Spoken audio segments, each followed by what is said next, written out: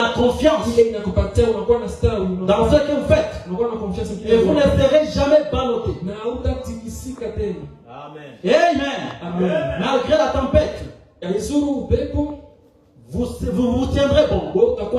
C'est là qu'ils donnent l'exemple d'un bateau. Le bateau a aussi un absolu.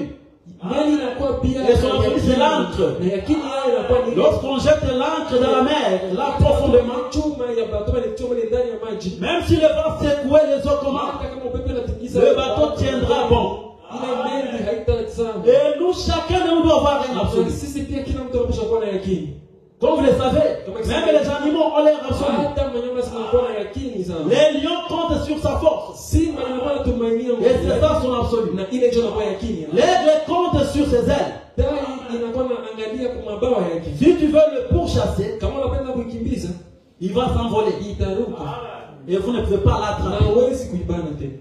Car il a un absolu. Vous allez nous trouver la prédication, un absolu, prêcheur le 1er décembre 63.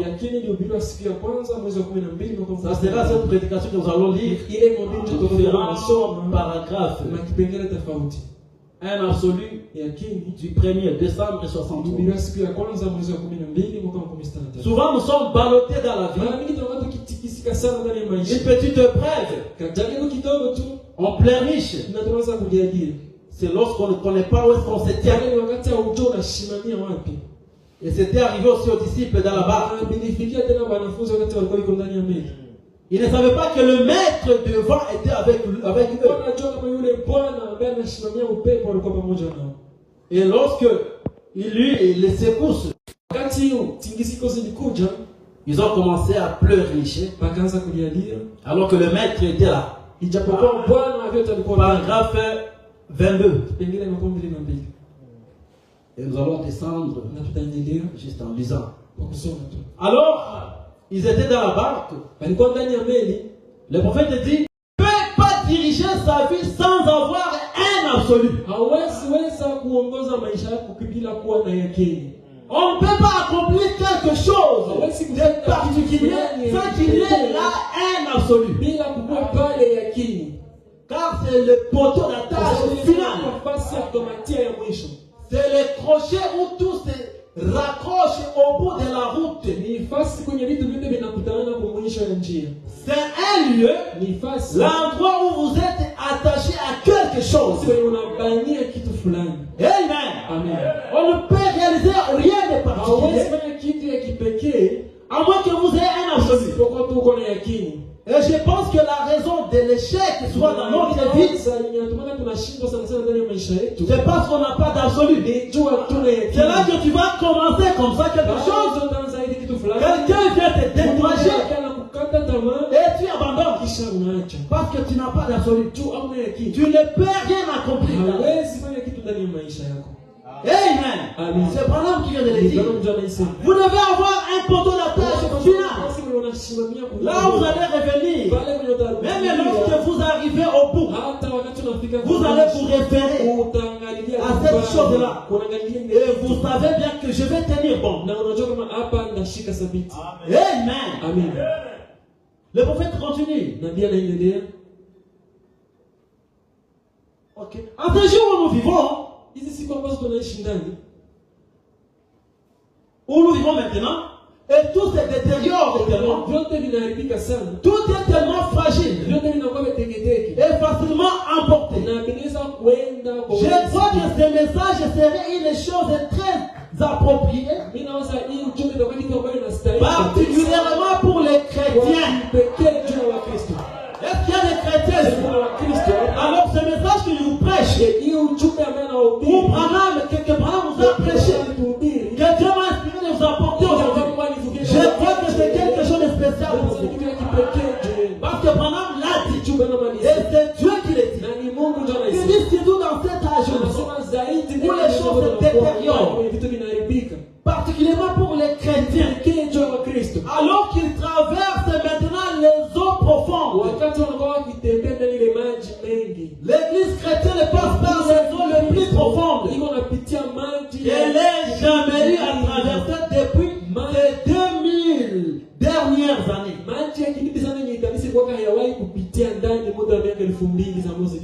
Il dit, en effet, nous en arrivons au point où quelque chose est offert au christianisme. Quelque chose pour lequel on doit prendre une décision. Et je pense que l'église chrétienne devrait avoir une chose à laquelle elle sait qu'elle est attachée.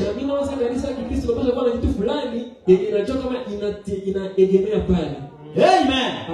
Vous devez avoir quelque chose à laquelle vous attachez. Je peux venir ici, je saute, je te donne, je te donne. Vous allez crier. Mais vous devez avoir une absolue. Vous allez sauter, vous n'allez rien recevoir. Parce que lorsque un petit va venir pour vous persuader, vous allez perdre votre foi. La foi doit être basée sur quelque chose. Amen. Ok, nous continuons. On était où là? Je pense que l'église chrétienne va avoir une chose à laquelle qu'elle est attachée. Il dit plutôt que de flotter comme une feuille sur de l'eau au gré du vent. Les chrétiens qui flottent, les croyants qui flottent. Nous en avons aujourd'hui même ceux qui quittent le message pour aller dans les maisons de prière chez les pentecôtistes. C'est plus qu'ils n'ont pas d'absolu. Et moi je vais vous montrer l'absolu que vous devez avoir. Vraiment, va nous montrer l'absolu. Parce que sans absolu, vous ne ferez rien. Et les paroles de Branham ne peuvent jamais faillir. Le reste ne sera que du sable mouvant. Sans absolu, tout ce que vous ferez, c'est du sable mouvant. Surtout dans cet âge. Voyez, nous ne devons pas être emportés par tout vent, au gré du vent. Comme comme le dit la Bible, emporté à tout vent de doctrine. Quelqu'un qui n'a pas une doctrine fixe. On ne sait pas tu crois quoi. Ça, c'est être emporté par le vent. Et un chrétien doit avoir un absolu pour ne pas être emporté par n'importe quel vent de doctrine. Il dit le vent se lève et emporte les petites feuilles des côtés-ci. Et là, autre vent se lève. Le vent du nord, le vent du sud, le vent de l'est, de l'ouest. Vous n'arriverez jamais à rien. Vous n'êtes pas stable. Nous devons être des chrétiens stables. Hein? Vous devez être stable. Tu crois dans quelque chose, tu te tiens là, sur une promesse que Dieu a faite. Quand tu te décourages, tu tiens là. Que les doctrines viennent. Comme il y en a d'autres qui adorent ce Branham, le fils de notre prophète. Et les gens sont emportés par ce vent-là. Parce qu'ils n'ont pas d'absolu. Les autres adorent faire méga. Aujourd'hui dans les messages. Voyez? Emportés par n'importe quel vent. Vous ne ferez rien dans la vie. Il dit vous n'êtes pas stable. Il continue de dire la vie chrétienne devait être une vie stable. Amen. Un chrétien n'est pas ballotté. On ne va pas chanceler. Il dit que ça devrait être quelque chose qui est un principe auquel vous êtes attaché. Quelque chose de plus grand que la vie même. Vous voyez que l'absolu c'est plus que même la vie. C'est-à-dire c'est plus que même la voiture. C'est plus que la maison. C'est ça qui constitue cette vie d'échelle. Si tu prends cela comme absolu les choses de la vie ici, voilà pourquoi vous êtes dessus à tout moment. Tu peux prendre ton mari comme absolu. Tu peux prendre ta famille comme absolu. C'est ce qui concerne cette vie. Et quand les membres des familles vont te deviendras-tu? Si ta femme te quitte, tu deviendras qui? Ton frère te rejette, tu deviendras qui? Voyez? Voilà pourquoi notre absolu doit être au-delà de cette vie. Parce que cette vie te décevra toujours. Là-dessus, Jésus-Christ, le Fils de Dieu, là-dessus, Branham, à tel point qu'il est arrivé au point de se tuer lui-même. Il était tellement déçu par la vie. Il avait perdu sa chère épouse. Il avait perdu sa chère fille et chère enfant. Mais l'absolu lui est venu et lui a réconforté. Jusqu'à ce que le diable était venu prêcher pour Branham. Il lui a dit, toi, tu pries pour les malades. C'est ce que tu prétends, non? Ils sont guéris. Mais ta femme vient juste de mourir. Ton enfant est mort. Pourquoi c'est Dieu-là que tu sers? Les a pas gardés en vie. Et Branham dit, je voulais donner raison au diable. Oui, c'est vrai. J'ai prié pour les malades, ils sont guéris. J'ai prié pour les morts, ils sont ressuscités.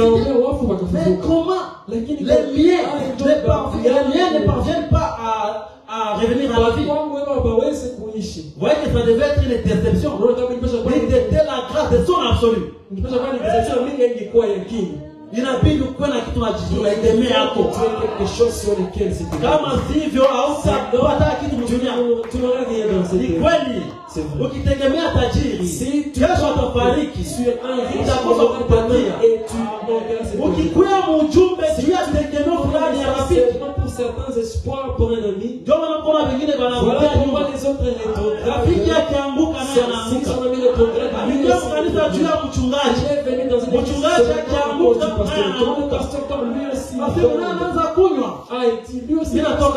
je sors, je quitte le message. Si Branham avait une telle intelligence, on n'aurait jamais eu ce message. Il était sur le point de donner raison. Le diable lui a montré, mais ton enfant, ta fille est morte. Même ton frère est mort. Ta femme vient de mourir. Mais c'est Dieu là, où est-ce qu'il est? Unaona shetani mjanja sana. Kama unapaswa kujua unasimamia wapi. Pourquoi tu dois savoir où tu te tiens? Na hata kuogopesha kama unajua kwamba parce que tout concourt au mieux de ce qui est Dieu. C'est pour cela nous avons lu dans Romains. Paul dit, même pas la mort, ni la vie, les biens du monde, rien ne me séparera de l'amour de Christ. Paul avait un absolu. Pour que tu parviennes à dire cela, tu dois réellement avoir un absolu. Même Job, après avoir tout perdu, il avait un absolu. Il a dit l'Éternel a donné, l'Éternel a repris, que son nom soit loué. Voilà quelqu'un qui a un absolu. Amen. Le prophète continue, il dit, et il doit avoir quelque chose auquel vous êtes religieux. Ceux-là qui viennent à l'église, parce que c'est l'église de mon papa. C'est l'église de ma maman. C'est bon. Mais tu dois croiser les pieds de ton papa. Mais c'est pour ça que tu maisha. Jamais rien manqué dans ma vie. Non, la semaine pas ni ici j'ai tout fini. Vous pouvez bien être attaché à votre famille. Mais votre femme pourrait vous quitter. Amen. Votre femme pourrait vous quitter. Vous pouvez bien être attaché à l'armée. Mais vous pourriez vous faire tuer. Vous pouvez bien être attaché à n'importe quoi. Mais ça aura une fin. Tout ce qui est dans ce monde aura une fin.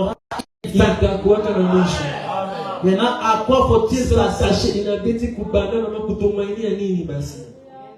Il faut qu'il y ait quelque chose auquel l'homme doit être attaché pour sa destination éternelle. Parce qu'ici nous sommes des pèlerins. Voyez? Avoir des voitures, c'est bien, c'est pas un Kuwa péché. na magari ni mzuri. Mais que ça ne soit pas votre absolu. Lakini ile ndio siku tumaini yako ya mwisho ama yakini yako. Amen. Être riche, c'est très bien. La joie Na anakufa na tension. et il meurt d'hypertension. Alifanya ile kwa tumaini yake. Parce qu'il avait cela son absolu. Unaona? Voyez. Mambo yote ya dunia yanapita. Toutes les choses du monde. Inabeba kuniendaishi milele. C'est un moyen de transport. Inakuwa tu ni gari. Mais quand tu es attaché au bien de ce monde, tu commences à penser à qui je vais laisser tous ces biens. Voyez? Non. Voilà Paul qui avait un porteur d'attache. Il dit la mort met un gain. C'est pour faire faillite. La mort met un gain. Est-ce que n'a laissé ma ville? Qui peut le dire? Touche à peine au moins Nous aimons beaucoup le monde. Non. Voyez. Il dit c'est bon.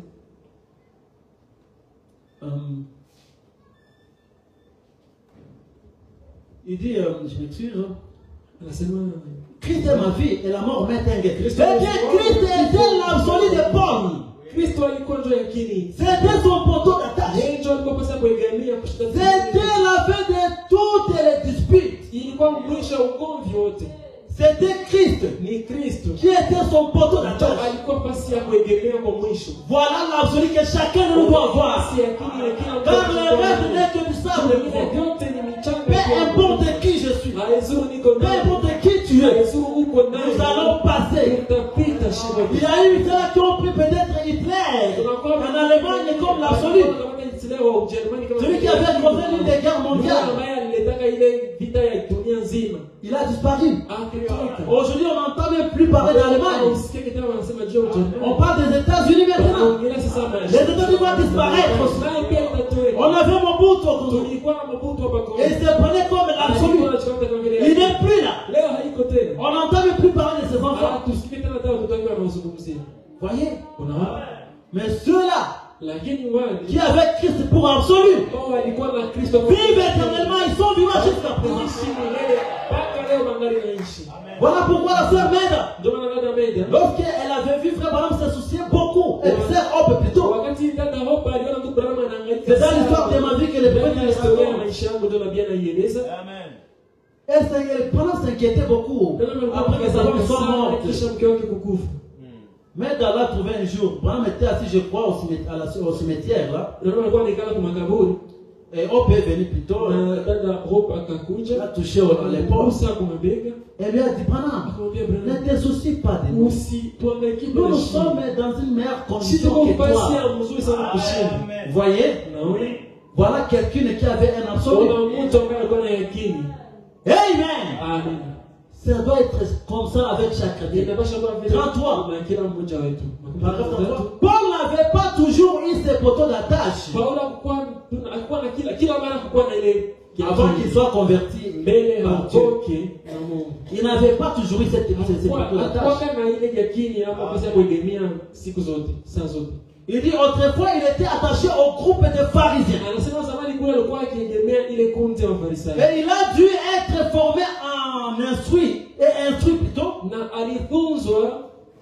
Il a dû être formé instruit afin qu'il accepte et lui permette, afin qu'il accepte ces gens-là. Avec ces gens-là qui ont formé lui acceptent lui Paul et lui permettent de s'attacher à leur poteau. La religion où Paul était, on le formait pour qu'on l'accepte dans leur groupe qui était leur poteau d'attache. Le premier dit, mais un jour, il était en route vers Damas et il a rencontré Jésus face à face. Et dès ce moment-là, il s'est détaché de son poteau d'attache pharisaïque et s'est rattaché à ce Jésus. Lui dont il savait qu'il avait été crucifié, était mort et était ressuscité. Amen. C'était ça le poteau d'attache. L'autre là auquel Paul s'attachait autrefois. C'était l'histoire des mourants. Amen. Et avec ces poteaux auxquels il s'attachait auparavant, des pharisiens. On n'a jamais déclaré que la mort m'est. Mais lorsqu'il s'est attaché à Christ, c'est là qu'il a compris qu'il y a la vie après la mort. Il avait l'assurance de la vie éternelle. Amen. Paul avait reconnu cela parce qu'il avait rencontré la personne. Ça l'a changé sur le coup. Dès lors, il n'a plus jamais été le même. Quand vous rencontrez cet absolu, vous ne serez plus le même. Amen. Parce que Paul n'était plus resté le même. Moïse l'avait rencontré, il n'était plus resté le même. Il dit ce n'était pas un livre qu'il avait rencontré. Amen. Ce n'était pas un credo qu'il avait rencontré. C'est la personne de Jésus-Christ qu'il a rencontré. Qui es-tu, Seigneur? C'est Paul qui avait posé cette question. Et Jésus l'avait répondu. Il a dit, je suis Jésus. Et c'est là que la vie de Paul a changé. Voyez? Il avait tout ça, il avait besoin de ce monde. Il avait l'autorité. Il avait le pouvoir. Mais il n'avait jamais rencontré l'absolu. Ou le véritable absolu. Paragraphe 51. De la même prédication. Le prophète continue, il dit, maintenant nous remarquons que Paul, jusqu'à la fin de sa vie, avait cela comme poteau d'attache. Il avait rencontré Dieu face à face. Vous voyez des femmes qui ont pris les habits comme absolus. Des païens dans le message. Mais ils attendent Jésus. Vous voyez? Il dit, c'était Dieu par la parole. Dieu par la parole et par la silhouette et la forme qu'il avait. La colonne de fait que Paul avait rencontré. Et par une voix audible qui lui a dit précisément ce qu'il en était. Eh bien, c'était une chose glorieuse. Pas étonnant qu'il pouvait dire, lui Paul, devant Agrippa, je n'ai point résisté à la vision céleste. Il était attaché à cela. Parce qu'Agrippa voulait aussi se moquer de lui. Dieu est devenu chrétien aussi. Vous voyez? Il avait quelque chose de réel. Quelque chose qu'il connaissait. Quelque chose que personne ne pouvait lui enlever. Voyez? C'est une assurance. C'est quelque chose de réel. Pas des illusions. Ça change de vie. Ça te donne un autre modèle. Ça change tes idées. Ça change tes pensées. Un absolu. Christ. Dans le cœur des croyants. 55 dit, maintenant aujourd'hui, si nous fions seulement à une instruction, la façon machinale et pédagogique d'expliquer la Bible, alors ça veut dire que c'est par une conception mentale que nous l'avons reçue.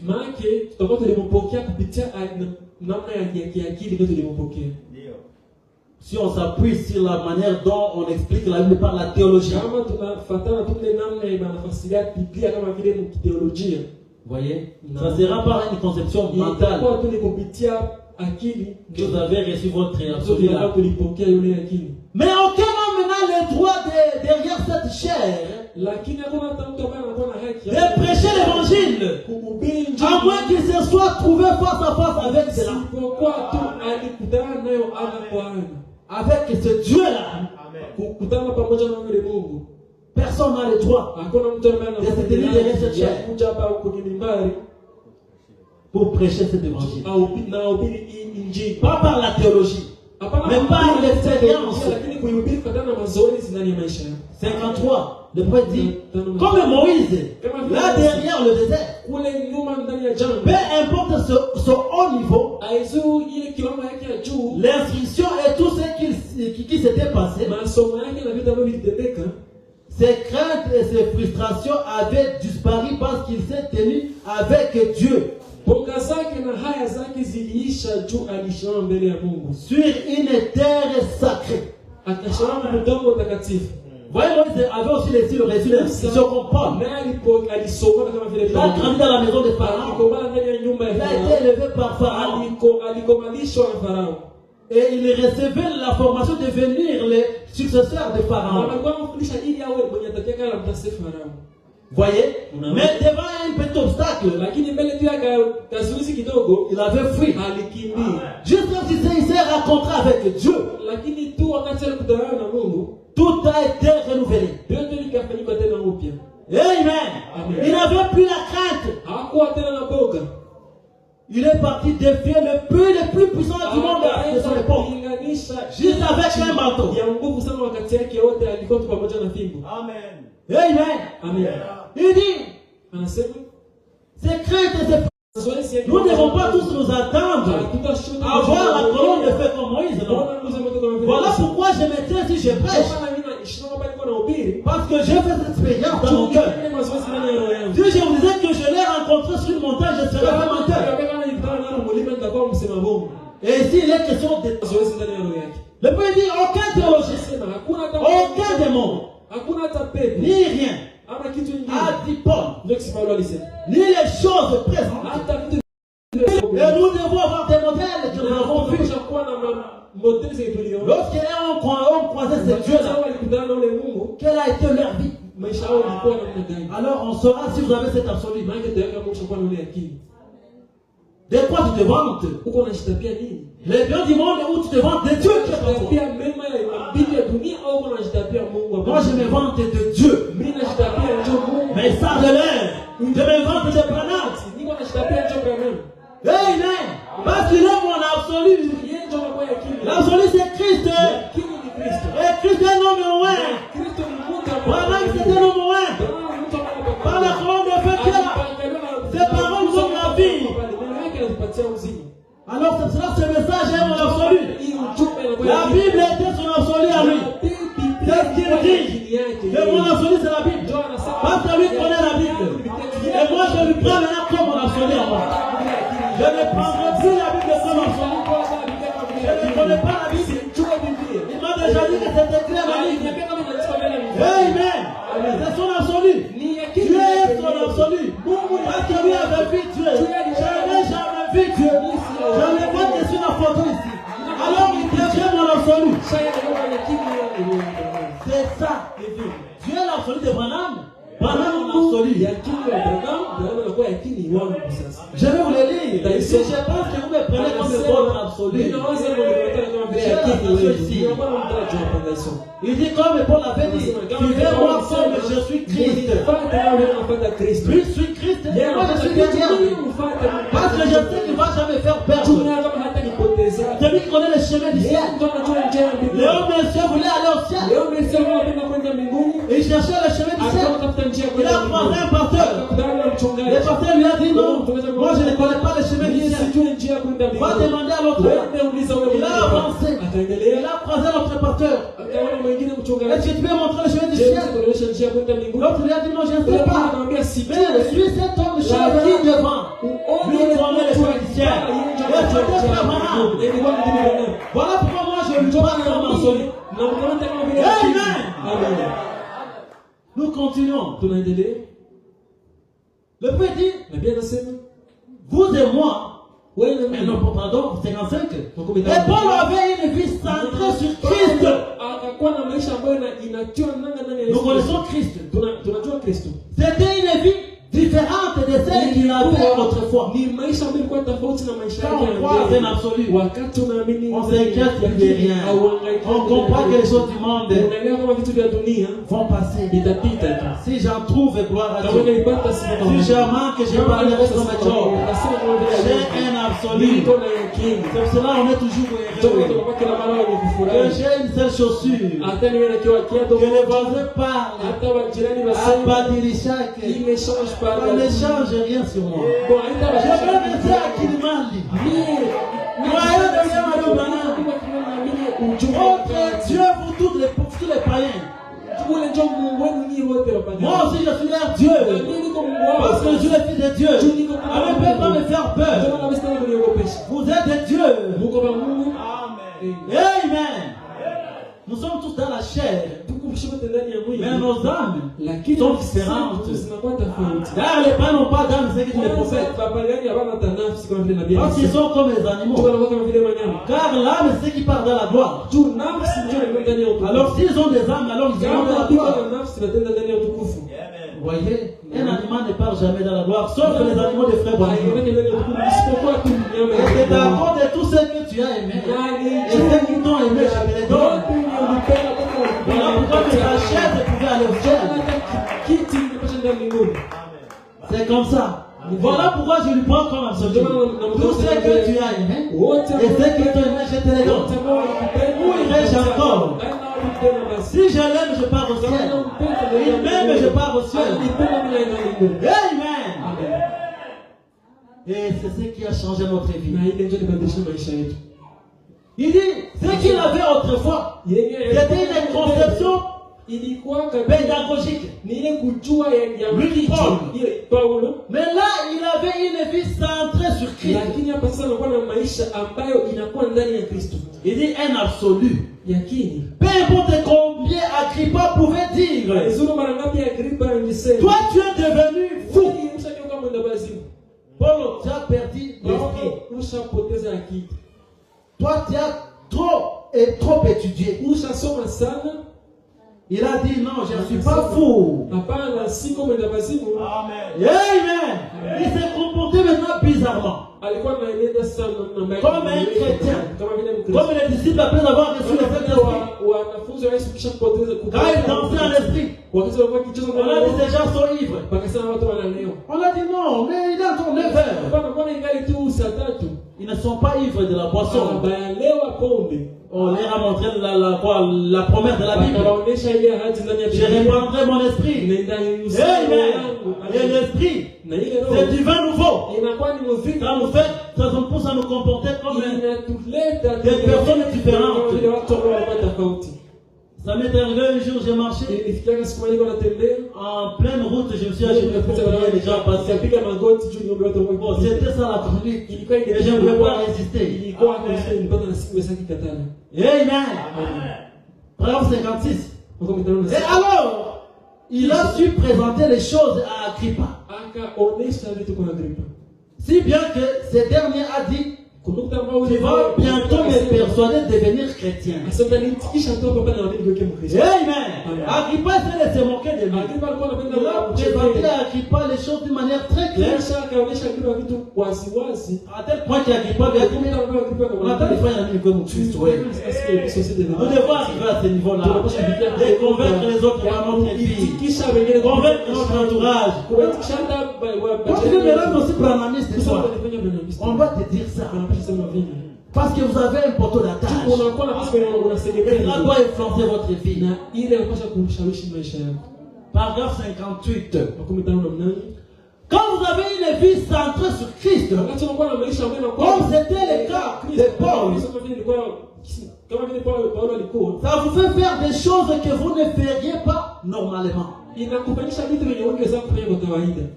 Maskina. Vous entendez?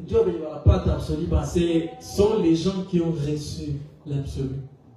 Les choses que vous ne feriez pas normalement. Il dit, maintenant regardez. Normalement cet homme qui avait été formé dans toutes les écritures et tout, normalement il aurait suivi l'orientation de ses études. Mais quand il est devenu, qu'il a fait de Christ son absolu, Son point de référence final. Là, il a une vie différente. Amen. Il agissait différemment. Il faisait des choses insensées par rapport à ce qu'il avait été formé à faire. Il commence à faire des choses différentes. Des choses insensées. Par rapport à ce qu'on apprenait. Et ça produira la même chose. Donc à nous aussi, dès que nous croisons Christ comme absolu, cela va produire la même vie. Parce qu'il s'agit de la même vie de Dieu. Ça ne peut pas faire de moi un voleur et de toi un bon chrétien, de moi un adultère et toi quelqu'un de bien. Non. Voyez. Non. Il dit, ça fera de même, ça produira la même chose. C'est que si l'église s'éloignait de ses conseils des églises, qu'elle revenait faire de la parole de Dieu son absolu, son point de référence final. Faire de la parole de Dieu son poteau d'attache. Ça réglerait la question. Mais il s'attache à une réalisation faite de mains d'hommes. Les églises ou les gens, il s'attache à une réalisation faite de mains d'hommes. Et ça tombera forcément. Il ne faut jamais s'attacher aux choses faites de mains d'hommes. Amen. Bon, la Bible dit à qui la Bible dit qu'il ferait. La Bible a dit qu'il le ferait plutôt. Mais il y aura une épouse élue depuis la fondation du monde qui sera attachée à ses poteaux d'attache. La Bible avait déjà dit que les autres feront ces choses-là. Mais il y aura une épouse. Amen. Alors ayez ces poteaux d'attache qui est Christ. Et vous ne serez jamais ballottés. Parce que ça doit produire la même vie que cela avait produit chez Paul. Amen. Que Dieu bénisse.